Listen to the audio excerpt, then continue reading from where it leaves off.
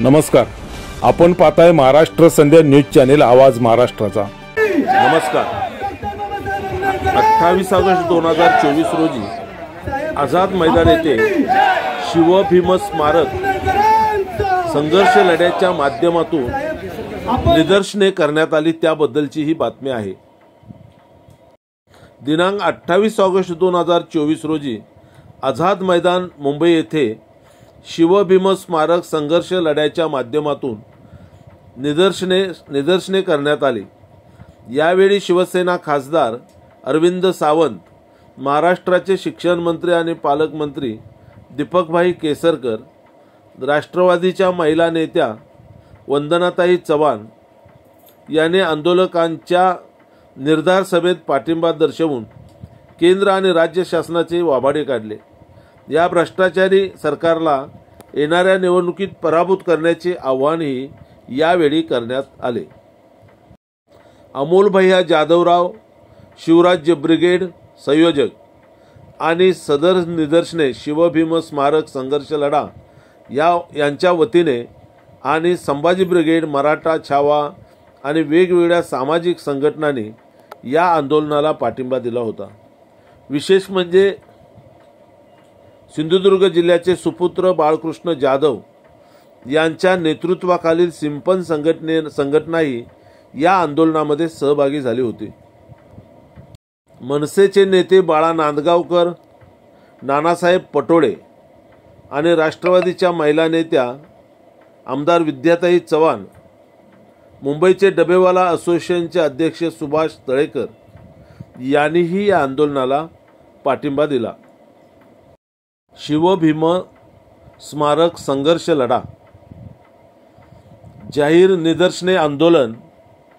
या आंदोलनामध्ये अरबी समुद्रातील आंतरराष्ट्रीय दर्जाचे शिवस्मारक ज्याची जागा बदलून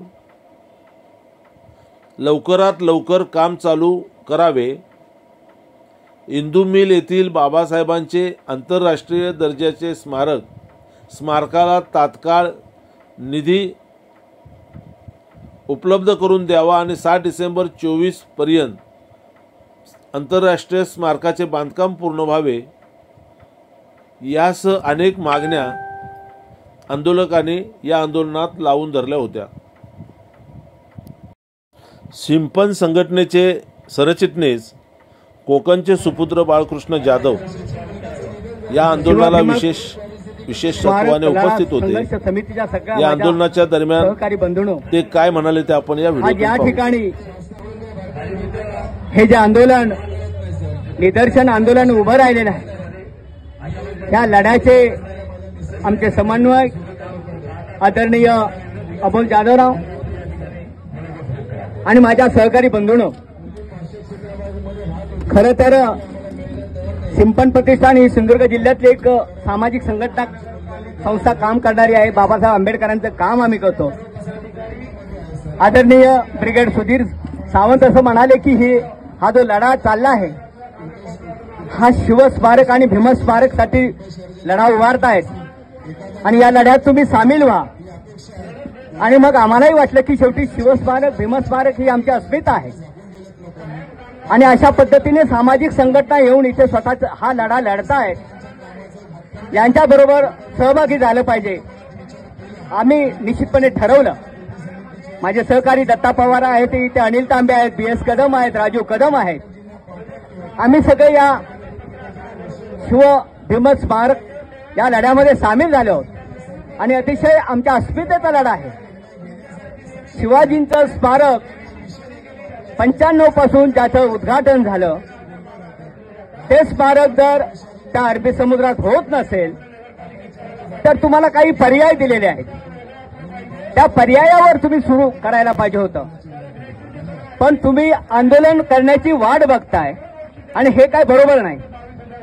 बाबासाहेब आंबेडकरांचं स्मारक हे अर्धवट स्थितीत आहे, डिसेंबर 24 पर्यंत पूर्ण झालं पाहिजे, पण आजही त्या पोझिशनमध्ये नाही आणि म्हणून शिवस्मारक आणि भीमस्मारक व्हावं ही एक सामाजिक जाणीवेतून आलेली ही मंडळी खरं त्यांचं कौतुक करायला पाहिजे।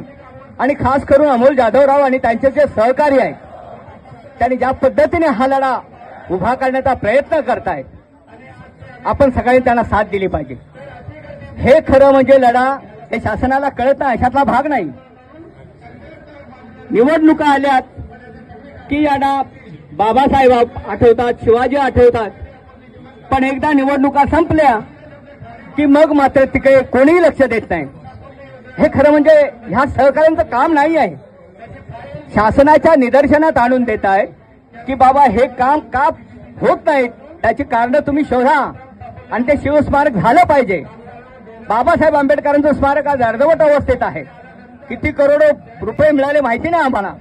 आमचं एकच म्हणणं आहे की ते 24 डिसेंबर 24 पर्यंत पूर्ण झालं पाहिजे, पण दुर्दैवाने ती परिस्थिती दिसत नाही. आणि म्हणून ही सगळी जी मंडळी, शिवराय आणि भीमराय, ही जी मंडळी एकत्र आलीत, एका हेतूने प्रेरित झालेली मंडळी आहेत आणि दोघांनाही स्मारक अभिप्रेत आहेत. दोघांचाही अस्मितेचा प्रश्न आहे. आणि म्हणून माझं सगळ्या शासनालाही तेच म्हणणं आहे की तुम्ही हे अनुत्तरित प्रश्न आहेत आणि एवढंच नव्हे तर या दोनही स्मारकातून मिळणारा निधी जो आहे तो तुम्ही शैक्षणिक आणि वैद्यकीय खर्च करा अशा पद्धतीचं मागणी आहे. म्हणजे कुठलाही त्याचा स्वार्थ नाही.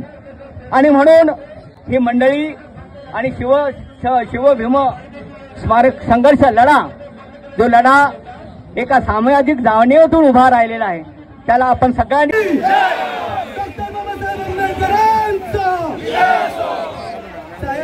आपण